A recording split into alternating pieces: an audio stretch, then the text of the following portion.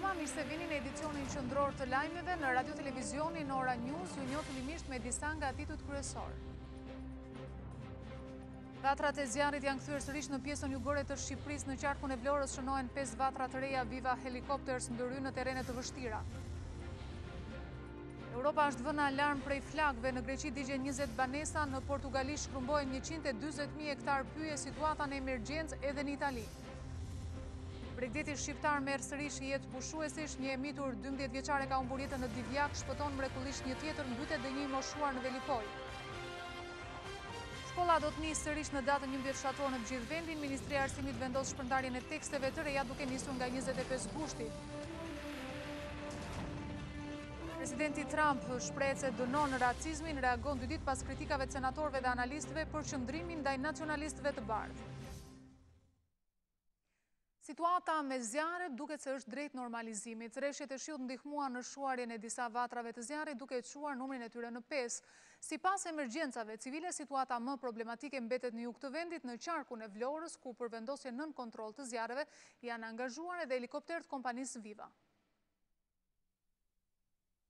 Rishit të rëna gjatë mbrëmjes së të shtunës kanë ndihmuar në shuarjen e disa vatrave të zjarrit. Emergjencat civile bën me dije se për gjatë 24 orëve të fundit janë regjistruar vetëm 5 vatra zjarri në të gjithë vendin. Në jug, në bashkinë Finiq dhe Delvin janë aktive disa vatra. Situata ka qenë problematike në fshatin Janicat, Leshnicë e sipërme dhe Leshnicë e poshtme, njësia administrative Dhivër, bashkia Finiq, si dhe në pyllin e Pillojt në fshatin Vergo, bashkia Delvin. Në këto zona është ndërhyrë nga ajri me helikopterët e Viva. Në qarkun e Korçës ka rënë zjarr në vendin e quajtur Pisha e Panaritit. Në fshatin Panarit, njësia administrative Vidhkuq, në vend ngjarje kanë shkuar forcat zjarrfikse si dhe 12 forca të pyores, të cilat nuk kanë mundur të izolojnë zjarrin për shkak të terrenit të thyer. Në qarkun Shkodër ka rënë zjarr në Shkure dhe Fera që ndodheshin midis banesave në lagjen Suma të njësisë administrative Bushat, bashkia Vau Idejes, ndërsa në Lezhë zjarri ka përfshirë një zonë me kallamishte të kanaleve ujëmbledhëse që ndodhen ndërmjet banesave të fshatit Tale, njësia administrative Shënkoll. Era e fortë ka bërë që zjarri të prapet me shpejtësi duke rrezikuar banesat. Situata është drejt normalizimit, por rritja e temperaturave mund të çojë në riaktivizimin e vatrave të zjarrit.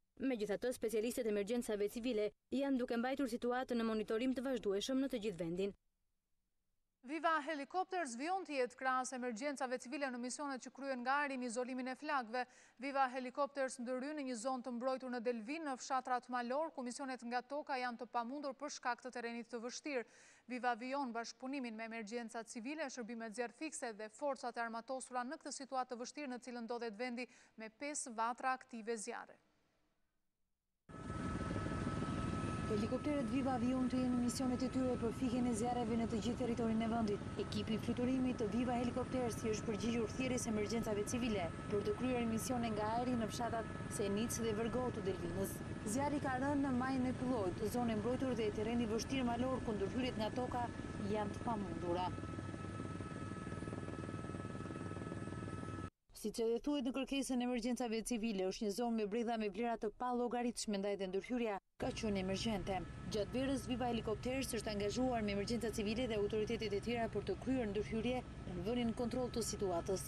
Më shumë se 200 orë fluturimi, misionet të kryera në të gjithë vendit dhe qarqet më problematike për të minimizuar dëmet në zonat e mbrojtura në pyje e banesa. Viva vijon të jetë krah zjarrfikseve dhe forcave të armatosura në këto ditë të pazakonta për vendin.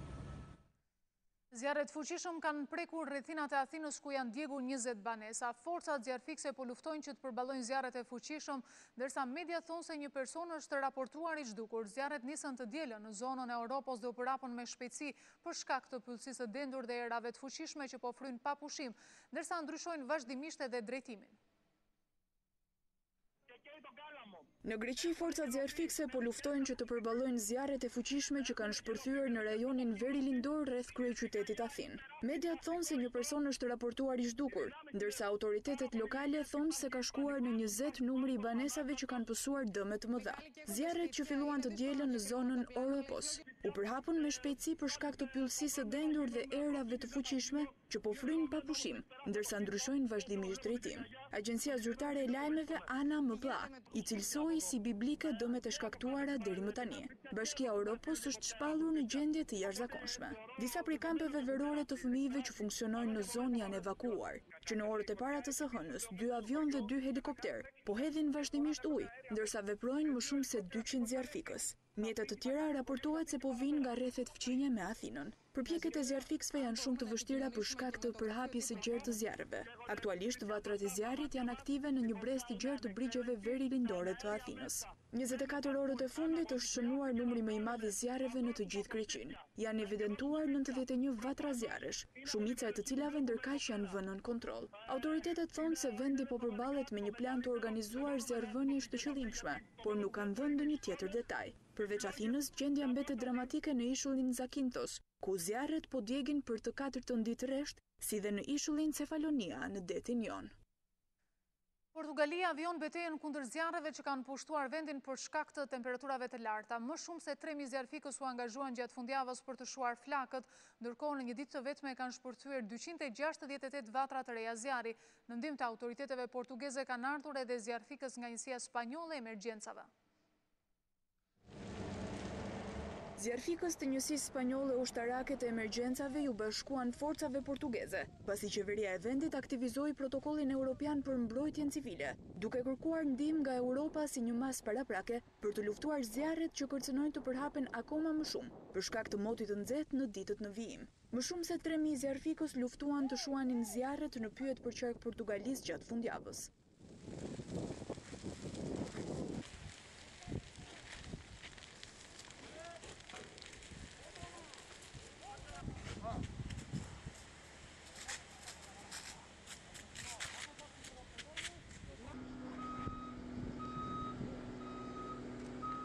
Shërbimet e emergjencave deklaruan se gjatë fundjavës kanë shpërthyer 268 vatra zjarri, numri më i lartë i regjistruar për këtë vit në një ditë të vetme, ndërkohë që 6500 zjarrfikës në total luftonin për t'i vënë në kontroll. Moti ekstremisht i thatë dhe i nxehti nxiti katastrofën më të rëndë të zjarrit në Portugali më herët gjatë kësaj vere, ku 64 persona humbën jetën. Flakët kanë vijuar të përfshin vendin javët e fundit, me ardhjen e një vale të re të nxehtit. Më shumë se 140.000 hektar pyje janë djegur këtë verë në Portugali, 3 herë më shumë se mesatarja e 10 viteve të fundit, sipas të dhënave të Bashkimit Evropian.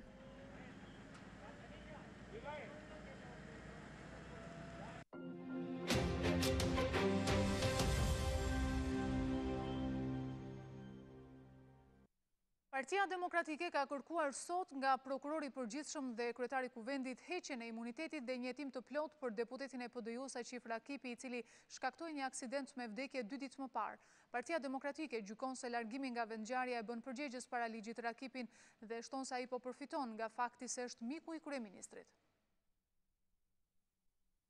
Partia Demokratike përmes një deklarati ka kërkuar sot prokurorit të përgjithshëm dhe kreut të parlamentit të nisin urgjent procedurat e heqjes së imunitetit të deputetit Aqif Rakipi, sipas se Liz Blu ligj vlen edhe për miqtë e Edi Ramës.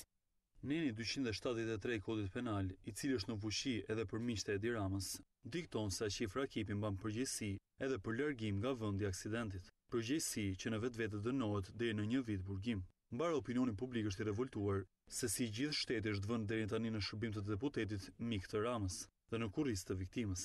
Gjithçka për ta paraqitur viktimën fajtor të aksidentit dhe fajtorin viktim. Partia Demokratike i kërkon prokurorit të përgjithshëm dhe kreut të parlamentit të nisin urgjent procedurat e heqjes së imunitetit të deputetit Rakipi dhe një hetim të plotë dhe të pandikuar të ngjarjes në mënyrë që të ketë drejtësi për viktimën.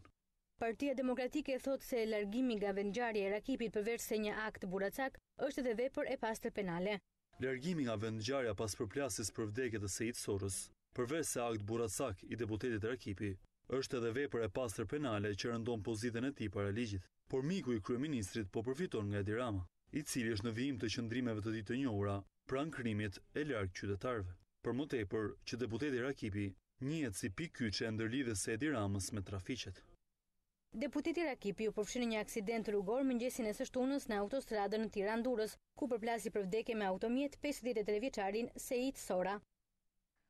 PD-ju i konsideron reagimet e Liz Blu ndaj deputetit Aqif Rakipi si një gjendje në mjerim të Partisë Demokratike ndaj bën thirrje të mos bëj rolin e hienave me një rast të një aksidenti tragjik për të cilin PD-ju ja uron mos t'i ndodh askujt. Në deklaratën e kësaj force politike nënvizohet se ndërhyrja politike dhe në raste të tilla aksidentesh është një politike mjerë jashtë çdo standardi demokratik dhe mënyra më absurde për të bërë opozitë. Ndërkohë sillet në vëmendje se marrëveshja e 18 majit është në fuqi dhe Partia Demokratike është me 7 ministra në qeveri. Ndaj PDU-ja në deklaratën për mediat i kërkon prokurorisë dhe policisë të mos ndikohen nga ndërhyrjet apo presionet politike, por të kryejnë të gjitha veprimet konform ligjit. Po ashtu PDU-ja i kërkon ndjesë dhe i shpreh ngushëllimet më të sinqerta familjes së të ndjerit për këtë rast tragjik.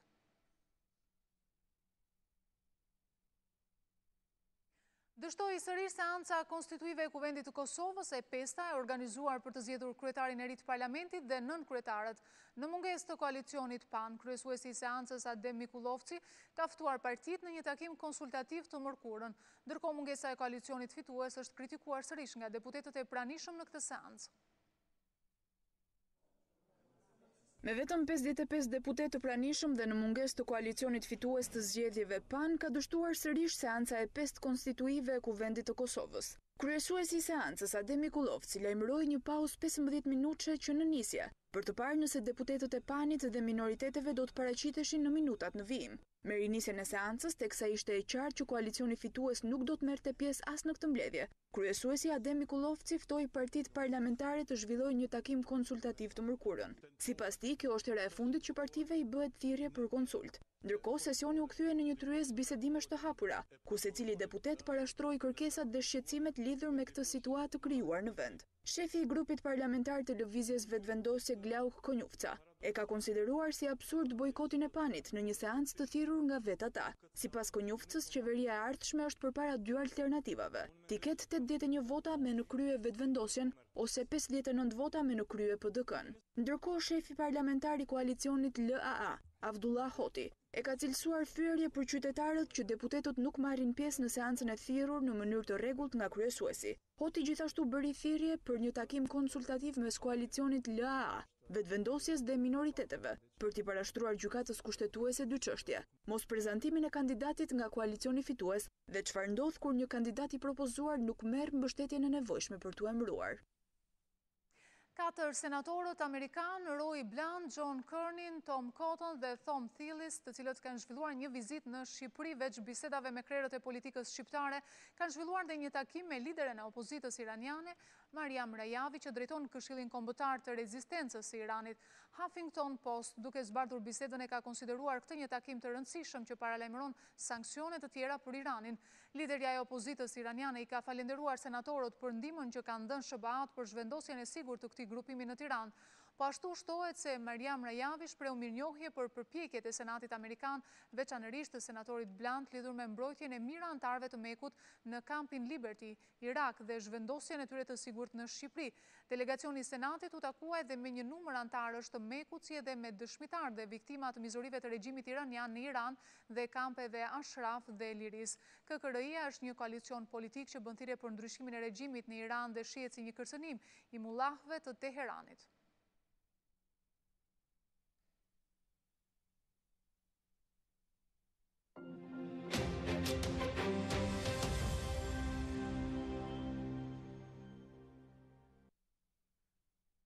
Presidenti i SBA-s, Donald Trump, ka dënuar racizmin dhe shprehur se drejtësia do të veprojë mbi ata që shkelën ligjin. Deklarata erdhi pas 2 ditëve kritika që shoqëruan komentin e presidentit pas dhunës së shfaqur në protestën e Virginias, ku humbi jetën një 32 vjeçare. Trump garantoi qytetarët se fëmijët e tyre do të rriten në një shoqëri pa dhunë.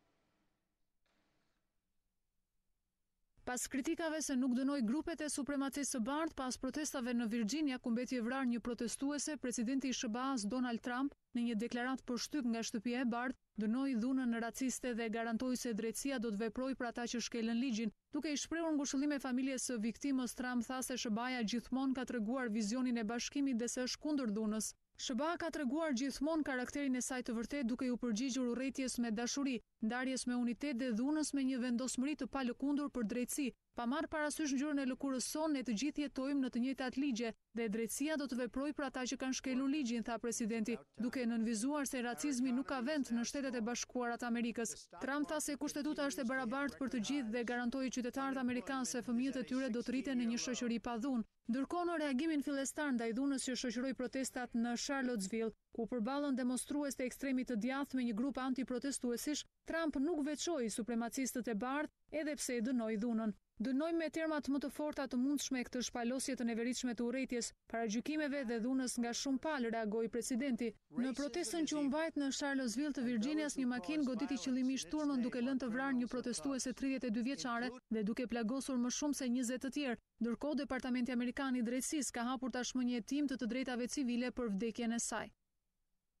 Presidenti koreano-jugor Moon Jae-in ka kërkuar ndihmën e Shteteve të Bashkuara në parandalimin e një lufte në Gadishullin korean. Në takimin e tij me generalin amerikan Joseph Dunford, Moon kërkoi një zgjidhje diplomatike për krizën.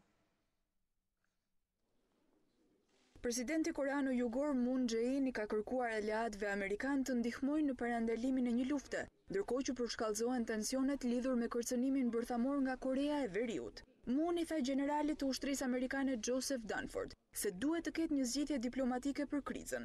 Ai nxiti Veriun të ndalojë provokimet dhe retorikën armiqësore, pasi një luftë në Gadishull, si ajo e viteve 1950-1953, i kushtoi jetën miliona personave dhe përçau Gadishullin. Ndërkaq që zyrtari më i lartë i ushtrisë amerikane deklaroi se prioriteti i Shteteve të Bashkuara mbetej diplomacia, por nuk mund të përjashtohej përgatitja e opsioneve ushtarake në rast se sanksionet ndaj Veriut të dështojnë. Penjani kërcënoi sërish duke thënë se çdo luftë mund të kthehet në një luftë bërthamore.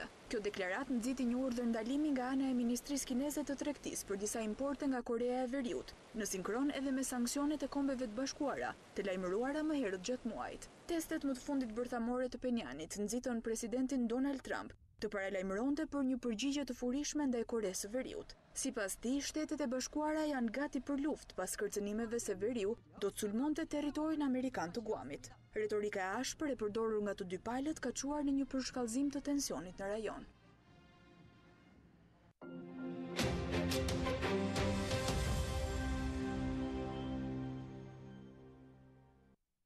Plazhet shqiptare vazhdojnë të marrin jetë njerëzish ndërsa vjetre mungesa e rojeve bregdetare. Në Divjak, dallgët vënë në rrezik 2 të mitura fatkeqësisht humbi jetën një 12 vjeçare, ndërkohë para ditën e kësaj të hënë një pushues nga Kosova ka humbur jetën teksa ishte duke u larë në Velipoj. Plazhet shqiptare vazhdojnë të marrin jetë njerëzish ndërsa vjet re mungesa e rojeve bregdetare. Para ditën e kësaj të hënë një pushues nga Kosova ka shfaqur probleme shëndetësore teksa ishte duke u larë në Velipoj. Sipas policisë, rezulton se viktima është edasi me inicialet BA, 76 vjeç, banues në Prishtinë. I moshuari pasi është nxjerrë nga uji është transportuar për të marrë ndihmën mjekësore në qendrën shëndetësore Velipoj, por nuk ka mundur të mbijetojë. Ndërkohë një e mitur 12 vjeçare është mbytur në plazhin e Divjakës. Policia bën të ditur se rreth orës së 16, 2 të mitura 11 dhe 12 vjeç të afërme me njëra tjetrën kanë qenë në rrezik për jetën teksa ishin duke u larë. Situata ndaj tyre ka qenë tejet e rrezikshme për shkak të dallgëve në det. Fatmirësisht në ndihmë ka ardhur shtetasi me inicialet AM 15 vjeç dhe fal ndërhyrjes së tij u bë mundur të shpëtojë 11 vjeçaria ML, banuese në fshatin Miz të bashkisë Divjak, por fatkeqësisht ka humbur jetën 12 vjeçaria me inicialet GA, banuese në fshatin Kryekuq Divjak. Një aksident me pasojë vdekjen ka ndodhur para ditën e kësaj të hënë në aksin rrugor Kavajdurrës. Policia bën të ditur se si rezultat i përplasjes së një mjeti tip Skoda me një kamionçin ka humbur jetën shtetasi me inicialet KR, 21 vjeç. Një 21 vjeçar ka humbur jetën si pasojë një aksidenti rrugor të ndodhur para ditën e kësaj të hënë. Ngjarja është regjistruar në aksin rrugor Kavajdurrës, ku një automjet tip Skoda me drejtues shtetasin me iniciale KR është përplasur me një kamionçin, e cila drejtohej nga shtetasi me iniciale EZ. Përplasja ka rezultuar fatale për 21 vjeçarin me iniciale KR, i cili ka humbur jetën si pasojë plagëve të mara. Ndërkohë në vend ngjarje, një grup hetimor vijon punën për zbardhjen e plotë të rrethanave të ngjarjes. 28 persona, midis të cilëve një efektiv policie, një pronar hoteli dhe disa taksist janë çuar për gjykim nga prokuroria si pjesë e një rrjeti të organizuar në aktivitet prostitucionin. Efektivi i policisë ndihmonte taksistët të evitonin kontrollin e policisë kundrejt një përqindje që merrte, ndërsa vajzat, disa prej të cilave të ndaluara, pagueshin nga 50 deri në 200 euro, të cilat u dorëzonin tutorëve të tyre.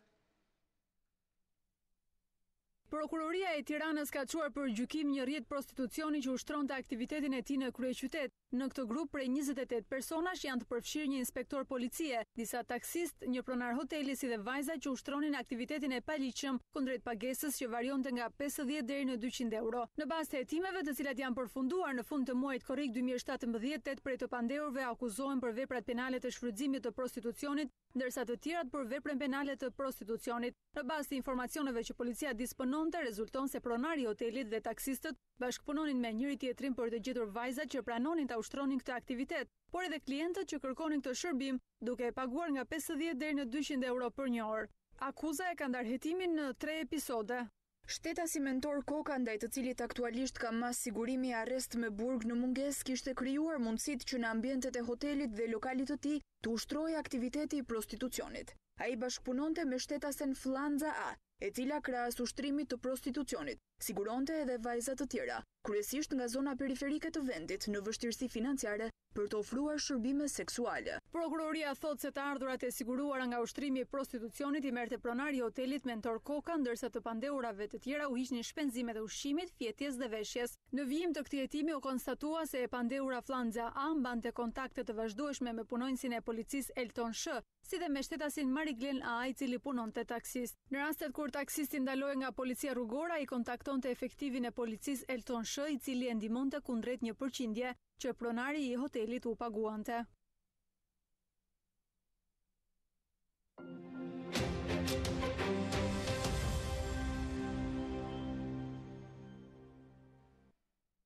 Pas një viti punë, tashmë ura e Zvërnecit është vendosur në funksion të turistëve. Ura rreth 35 metra e gjatë dhe me strukturë prej druri lidh manastirin e Shënmërisë me pjesën tjetër të Zvërnecit. Për rikonstruksionin e saj është vendosur në dispozicion një fond prej 36 milion lekësh. Prej më shumë se një viti, ura e Zvërnecit ishte kthyer në pengesë për turistët që donin të vizitonin manastirin e Shënmërisë, një prej atraksioneve të kësaj zone. Struktura prej druri e urës ishte dëmtuar nga uji i kripur i detit dhe stuhit e dimrit. Pas rikonstruksionit të Bashkisë Vlorë, ura është vendosur në dispozicion të turistëve që kanë zgjedhur të vizitojnë Zvërnecin. Në këtë manastir ka dy histori. E para i përket vitit 1967, kur koha u mbyll. Në mbylljen e manastirit ka patur një bibliotekë shumë të famshme, e cila është djegur. Dhe kemi më vonë një periudhë tjetër që në këtë janë burgosur mjaft, manastira burgosur mjaft përsekutuar, të cilët ishin kundërshtat regjimit dhe i sillen në Zvërnec. Është ura e dytë, e cila ka shtuar më shumë aksesin për turistë dhe për vizitorë. Ura është rreth 35 metra e gjatë dhe struktura e saj është e gjitha prej druri. Hapja e saj ka dhënë impakt pozitiv dhe tregues për këtë është numri i lartë i vizitorëve të cilët kanë shfaqur interes të lartë për të vizituar manastirin e Shënmërisë. Fondi i vendosur në dispozicion për rikonstruksionin e urës ka qenë 36 milion lekë, ndërsa punimet për të kanë zgjatur thuajse një vit. Gjatë kësaj periudhe numri i vizitorëve shënoi rënje të ndjeshme, ndërsa në shpesh raste zhvendosja e tyre kryhej me ndihmën e varkave. Ura e manastirit të Zvërnecit është ndërtuar në vitin 1996 me fonde të Kishës Ortodokse, ndërsa manastiri daton rreth 1000 vjet më parë. Udhëfysit në Serbi çdo ditë hasin në vështirësi me turistët e huaj që vizitojnë Beogradin. Ku është hyrja e nën tokës? Pse femrat në Beograd janë kaq shumë të zhveshura? Pse i hidhni picës ketchup dhe majonez? Si kanë serbët aq shumë kohë që gjithë ditën shëtisin dhe pinë? Janë disa nga dukuritë e pakuptueshme që udhëfyesit e kryeqytetit serb nuk kanë përgjigje dhe i konsiderojnë si vështirësitë kryesore në punën e tyre.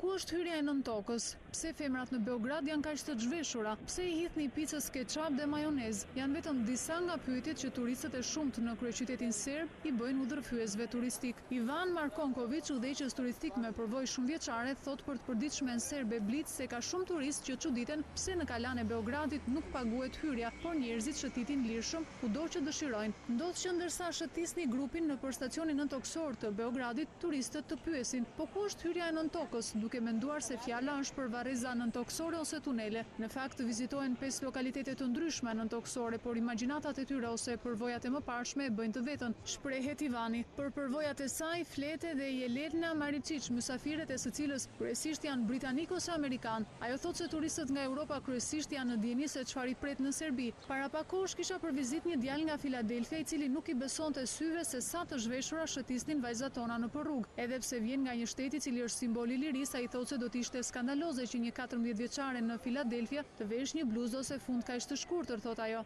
Për përvojat e saj flete dhe Jelena Maričić, mysafirët e së cilës kryesisht janë britanik ose amerikan. Ajo thotë se turistët nga Europa kryesisht janë në dieni se çfarë i pret në Serbi, por me amerikanët është ndryshe. Para pak kohësh kisha për vizitë një djalë nga Filadelfia i cili nuk i besonte syve se sa të zhveshura shëtisnin vajzat tona në rrugë. Edhe pse vjen nga një shtet i cili është simbol i lirisë, ai thotë se do të ishte skandaloze që një 14 vjeçare në Filadelfia të vesh një bluzë ose një fund kaq të shkurtër, thotë Jelena. Por ky amerikan u shokua kur pa se serbët i hedhin picës edhe ketchup dhe majonez dhe komenti i tij ishte: "Kjo është më shumë amerikane se vetë Amerika." Ka edhe shumë pyetje që lidhen me rakin, qoftet, ajkën dhe shumë gjëra të tjera që për të huajt janë të pakuptueshme në Beograd. Amerikanët çuditen se si serbët kanë kaq shumë kohë që gjithë ditën shëtisin dhe pinë, dhe ku i marrin gratë serbe aq shumë para që gjithmonë janë të parfumosura dhe me grim klas, thotë Jelena. Ndërsa Vladislav Marković tregon edhe për një dukuri të çuditshme që të huajt e kanë veçuar. Në faturat fiskale mund të figurojnë shuma 100 dinare, 30 pare, ndërkohë nuk ka monedhë pare që është më e vogël se dinari, pra figuron në çmim dhe nuk ka monedhë të tillë. Tiktaket e orës së famshme të Big Benit në Londër do të pushojnë së punuari për 4 vitet e ardhshme pasi do t'i nështrohet një rekonstruksioni. Duke nisur nga data 21 gusht, çdo pjesë do të shmontohet për t'u rivënë në punë në vitin 2021. Tiktaket e orës së famshme të Big Benit në Londër do të pushojnë së punuari për 4 vitet e ardhshme. Kulla atraktive do t'i nështrohet një rekonstruksioni, duke nisur nga data 21 gusht.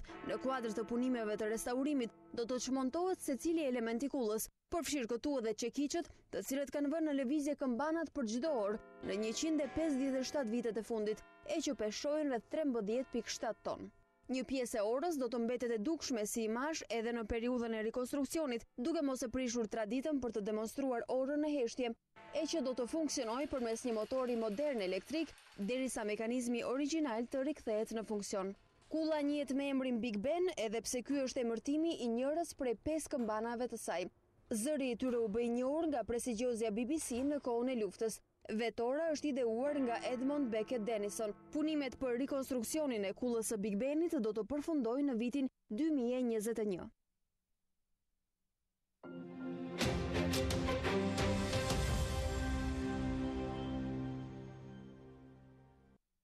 Nga data 25 gusht deri në 10 shtator, të gjithë nxënësit e arsimit para universitar duhet të drejtohen pranë pikave të licencimit të Ministrisë së Arsimit për të blerë tekstet shkollore.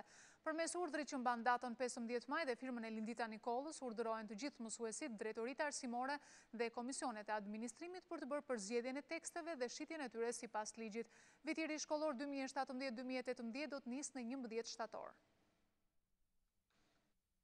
Nxënësit e klasave të nënta dhe të shkollave të mesme duhet të nisin blerjen e teksteve shkollore nga data 25 gusht deri në 10 shtator për vitin e ri shkollor 2017-2018. Përmes këtij urdhri që mban firmën e ministres Nikolla, angazhohen të gjithë drejtoritë arsimore të bëjnë publike tekstet që duhet të blejnë nxënësit dhe pikat e licencuara nga Ministri i Arsimit për tregtimin e tyre. Sipas urdhrit, subjektet e licencuara duhet të lejojnë që nxënësit të blejnë vetëm tekstet me hologramën e mas, të miratuara zyrtarisht dhe të mos tentojnë të shesin atyre asnjë lloj teksti jashtë katalogut të miratuara nga autoritetet arsimore. Komisioni i Administrimit dhe Mësuesit janë të vetmit që bën përzgjedhjen e teksteve mësimore. Librat përzgjidhen me konsensus, e kur në komision mungon kjo dakordsi, atëherë duhet të zgjidhen me votim. Gjatë vitit 2016-2017, qeveria u angazhua për atë që e quajti reforma në tekstet shkollore, që nxënësit të mësojnë me tekstet nga Oxfordi, Cambridge dhe Pearson. Në këtë reformë u hoqën qindra botime që vinin nga alter teksti, pas shqetësimeve të ngritura nga mësues e prindër për shkak të gabimeve dhe skandaleve në përmbajtjen e tyre. Për arsimin para universitar, viti shkollor 2017-2018 do të nisë në datën 11 shtator. Viroza të intestinës, infeksionet respiratore dhe lëmimet nga ushqimet janë problemet kryesore shëndetësore në këtë sezon. Shkak për këto janë temperaturat e larta, luhatja menjëhershme e tyre dhe pakujdesia nga ushqimet. Vetëm në urgjencën e shërbimit infektivit në QSUT drejtohen 100 persona në një ditë, ndërsa mjekët apelojnë të këshillohen me ekspertët e shëndetit dhe jo të vetmjekohen duke ju drejtuar farmacive të afërta. Temperaturë e lartë, dobësi, dehidratim janë simptomat që sjell gjendja febrile ose viroza testinës, që në këtë kohë vijnë si rezultat i luhatjeve të menjëhershme të temperaturave. Mjeku i familjes është kontakti i parë, ndërsa mos hezitoni të paraqiteni tek mjekët infeksionist në qendrat shëndetësore ose në spitalet e vendit. Vetëm në urgjencën e infektivit brenda një dite, 90 deri 100 persona paraqiten me këto simptoma, thot mjeku infeksionist në QSUT Gentian Stroni. Ka një rënje të problemeve të traktit të gastrointestinal dhe janë rritur gjendjet febrile. Këto gjendje febrile vijnë edhe si pasojë e problematikave ose virozave të stinës, por edhe si pasojë e temperaturave të larta, të cilat kanë bërë të mundur që njerëzit të agravojnë situata të cilat kanë qenë ose probleme të cilat kanë qenë më përpara të tyre. Mos tentoni të bëni vetë mjekim lokal. Varet nga situata e pacientit. Unë do thosha që sigurisht që do ishte e mira që nëse ata zgjasin si gjendje febrile ose si temperaturë zgjat më shumë se 2 ditë, detyrimisht duhet të shkojnë tek mjeku i familjes, ku të mund të marrin mendimin e parë, por dhe mjekimin e parë. Por ajo që është si këshill për ta është rehidrimi ose pirja e lëngjeve me sasi. Edhe helmimet nga ushqimi janë një tjetër arsye pse spitalet shënojnë fluks në këtë pikë të sezonit. Megjithëse mjekët flasin për një situatë nën kontroll krahasuar me vitet e kaluara. Është një ndër problemet kryesore të beharit. Por megjithatë, në ndryshim me vitet e tjera, gjatë këtij sezoni ka qenë më e pakët. Nuk themi që ka mbaruar sezoni. Kemi akoma gushtin përpara, kështu që situata mund të jetë akoma e tillë dhe me probleme. Megjithatë, do duhet që të ruhen dhe të ruajnë ushqimet nga kjo temperaturë e lartë. Mjekët infeksionistë thonë se kategoritë më të prekur nga këto infeksione janë fëmijët, të sëmurët kronike dhe gratë shtatzëna. Pronat kanë shkaktuar përplasjen e radhës në Tufin, ku 300 familje kundërshtojnë urdhrin e përmbarimit për të liruar shtëpit. Banorët pretendojnë se vendimi i gjykatës së lartë 11 vite më parë nuk përcakton prishjen e banesave. Avokatja nga ana tjetër tha se dosja do të dërgohet në Strasburg. Konflikti për pronën ka shkaktuar përplasje mes 10 banorëve në Tufin dhe përmbaruesit. Janë rreth 300 familje që kundërshtojnë një vendim të gjykatës së lartë të vitit 2006 që u rrezikon prishjen e banesave. Sipas banorëve dhe avokates së familjeve Liliana Korvafaj, përmbaruesi po vepron në kundërshtim me ligjin pasi gjykata shkruan se familjes Borova duhet i bëhet kthim sendi duke mos përcaktuar prishjen e banesave. Sipas vendimit gjyqësor, në dispozitiv ku thuhet vendosi se kjo është pjesa kryesore e vendimit, nuk thuhet që familja Meta të lëroj dhe dorëzoj sendin. Në këtë moment, përmbaruesi nuk ka më kompetencë t'i drejtohet qytetarit, tani pritet të t'i drejtojmë i Strasburgut.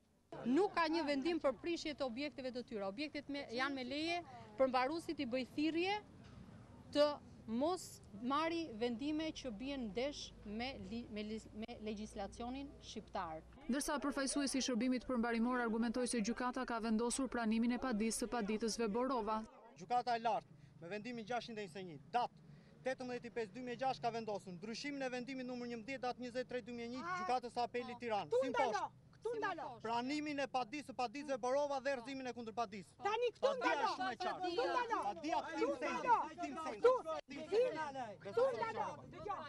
Banorët u njoftuan pak ditë më parë nga përmbaruesi se do të prishen banesat, një pjesë të cilave janë ndërtuar që në vitin 1963, ndërsa ata pretendojnë se i kanë marrë dokumentet. Ndërkohë banorët akuzojnë përmbaruesin se ka bërë akt ekspertizë në kundërshtim me ligjin.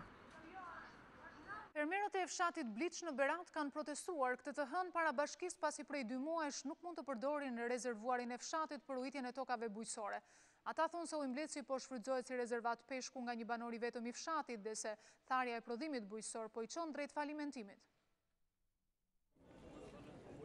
Prej 2 muajsh banorët e fshatit Bliç në Berat nuk mund të përdorin rezervuarin për të ujitur tokat bujqësore. Ata kanë protestuar këtë të hënë para bashkisë së Beratit duke kërkuar që të kenë akses mbi ujmbletësin. Fermerët thonë se dëmet ekonomike për shkak të tharjes së prodhimit kanë qenë të konsiderueshme. Rezervuari ishte në funksion të vaditjes të bujqësisë. Ishte një ndihmë për bujqësinë dhe jo një vask peshkimi. Dal ka një njeri këtu edhe pa goka, edhe të nënshtroj një fshat gjithë. Bimë prania aktualisht përmoson mbi 50% një afar. Është bërë një dëm i madh ekonomik. Kush do t'ja pagojë këtyre fshatarëve?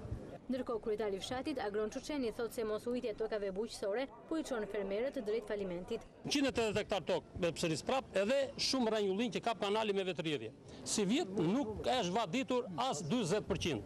Nën kryetari i bashkisë Berat, Bledar Blana, thotë se kufizimi i furnizimit me ujë të fermerëve është bërë me urdhër të prefektit të Qarkut.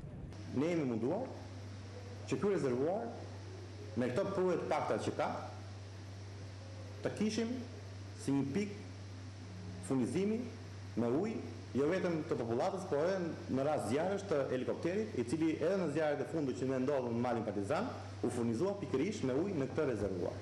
Në fund të takimit që nën kryetari i bashkisë Berat zhvilloi me fermerët e fshatit Bilç, u vendos krijimi një grupi të përbashkët pune që do të kryejë marrjen e nivelit të rezervuarit dhe në rast se ujëmbledhësi është nën kuotat minimale, ufizimi me ujë do të vazhdojë. Unaza e madhe, punimet për të cilën ka nisur 6 vite më parë, pritet të hapet për këmbësorët dhe automjetet në muajin shtator.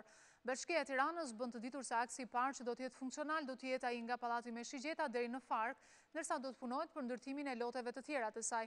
Punimet në fazën e fundit të tyre inspektoi kryebashkiaku Veliaj.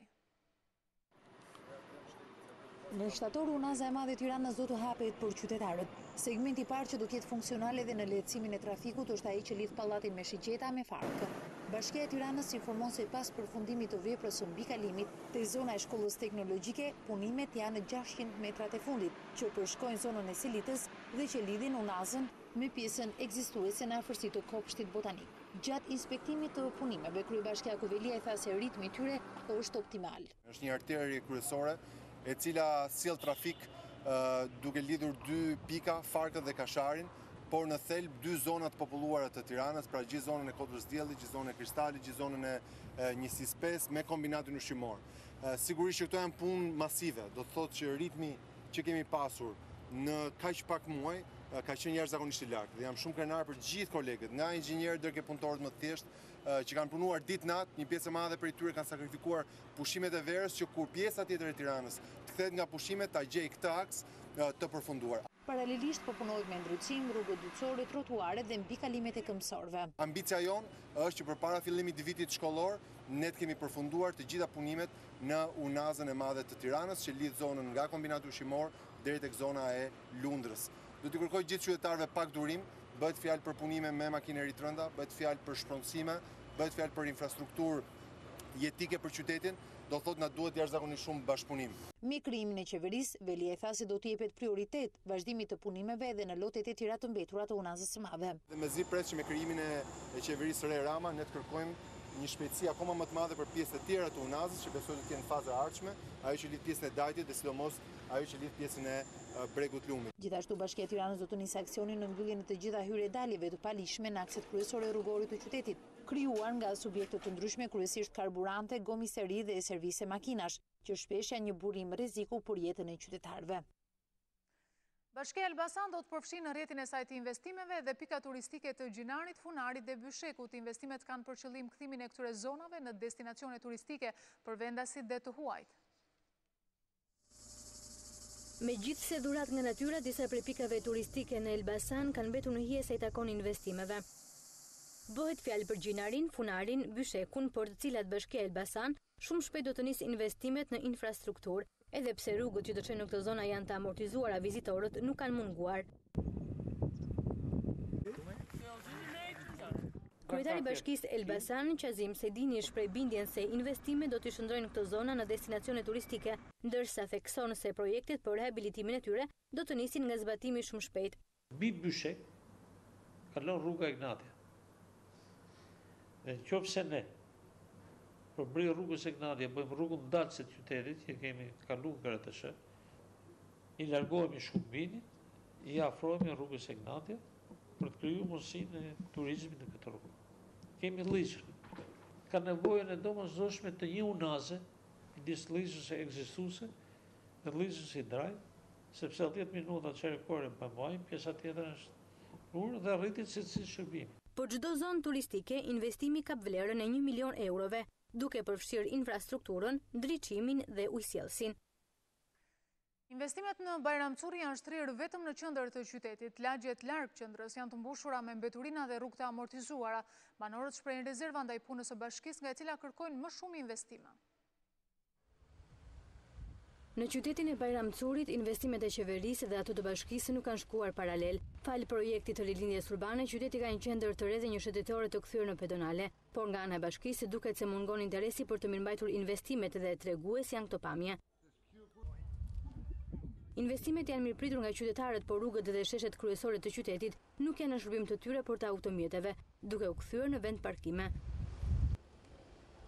Mbeturina dhe rrugët amortizuara janë ato me të cilët hasen banorët e Bajramcurit, banesat e të cilëve nuk ndodhen në qendër të qytetit, aty ku investimet nuk kanë shkuar ende. Në lagjen Partizani, banorët gjatë stinës së dimrit jetojnë me anksin e përmbytjes së banesave, pasi shkarkuesi i rezervuarit nuk rrymbahet dhe ujërat përfundojnë në rrugë e më pas në shtëpitë e qytetarëve. Kjo rrugë është shumë e prishur, e shkatruar afër qytetit, meturinat e hedhin rrugë. Kjo është gjëna më e pakush për popullin e Tropojës, vend i pastër, vend i mrekullueshëm. Të rrugë me kanë më bon, mirë është. Bllokuet kanali, është kanali i shitur për të rezervuarit të shtëpia jon, izinet gryka, ne ka marrë që sa herë po na merrujt me shtëpi me çka kem, as na vje kush mas, as na vje ik bashkisë, as dim çka me bë kumon ku tjetër ku veç në bashki. Me paguj më në rregull, në lagje as kur gjë, me turinat i kem der shtëpis, vjejer as na le me dal në rrugë. Por pavarësisht problemeve, qyteti i Bajramcurit një numër të lartë vizitorësh, të cilët e frekuentojnë atë për bukuritë natyrore.